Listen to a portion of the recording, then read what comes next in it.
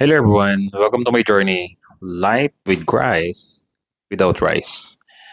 Yan, nasagutin lang natin, may nag-comment sa akin. At marami naman na ako naka-line up ng mga i-debunk uli. Just so happen, pahinga muna tayo sa debunk. Wala pa masyado nagsha-shoutout sa akin. Pero, sagutin lang natin ito sapagkat ang dami nag-PM sa akin. At may nag-comment, sabi dito, Moringa is plant, pastor, di ba? Negosyo mo, moringa. Yan. Para sa kalaman po ng lahat, para aware po kayo, 2016 ay negosyo ko na po ang moringa. Pero ito po ay hindi vitamins, hindi po siya vitamins, kundi panghaplas po siya. At FDA approved, sarili ko po itong produkto. Nagpa-formulate po tayo para magkaroon tayo ng sariling brand. Noong 2016, hindi ko pa siya sariling brand. At hindi ko pa siya sariling brand.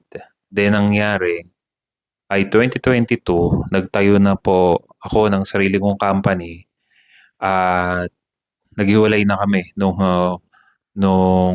supplier ko at nagpagawa na ako. Kumbaga sa madaling salita ay naging magkalaban na kami sa market.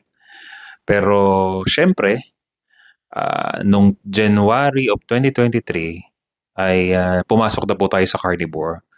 At para sa kaalaman po nitong nag-comment na to, ay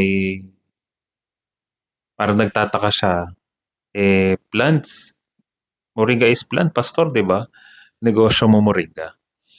Yan. Hindi ko naman po, hindi siya vitamins, kundi panghaplas. So, paano nag-come up ng idea na maging negosyo ko ay panghaplas? Plants nga siya. Sapagkat hindi po natin, pakinggan nyo mabuti hindi po natin basta-basta talaga maalis sa mga tao ang pag-inom ng Biogesic Bioflu.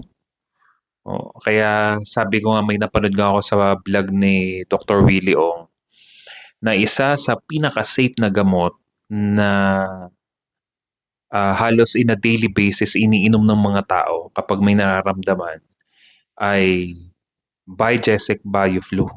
Paracetamol yan. Yun po yung isa sa pinaka-safe na gamot pero dahil madalas nating itong iniinom in a long period of time, naging toxic na po siya. So, nagiging masama na po siya sa sistema ng katawan natin. Hindi na po siya talaga nakakatulong.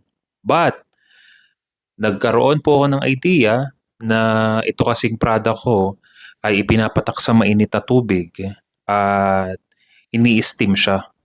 Alternate siya para sa mga nahirapang huminga, nalulula, di makakatulog, makapit ang ubo, sipon, mataas ang lagnat.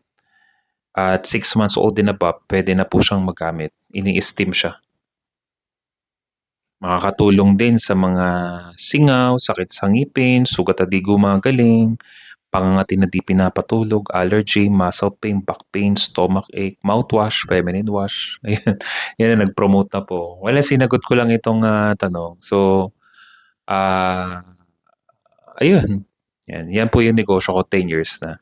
But iba na yung sitwasyon ngayon sapagkat sarili ko na po siyang brand. Kaya kung sa inyo po, gusto po ninyo magkaroon ng sarili nyong negosyo, FDA approved, at pwede ko po kayong turuan. Just in case na gusto nyo lang po na magkaroon ng negosyo, ay pwede po akong makatulong po sa inyo. Doon po sa mga nag-PM kung magkano, 125 pesos po ang isa. Kung pagbibili ka ng tatlo, ay 100 ang isa.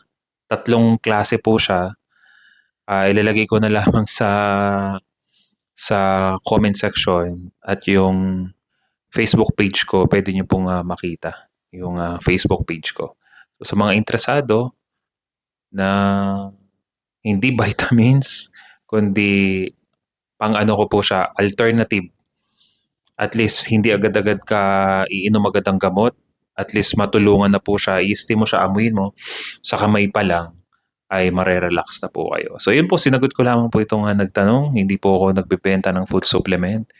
There's no such thing as food supplement para maibigay yung mga essential nutrients sa katawan natin.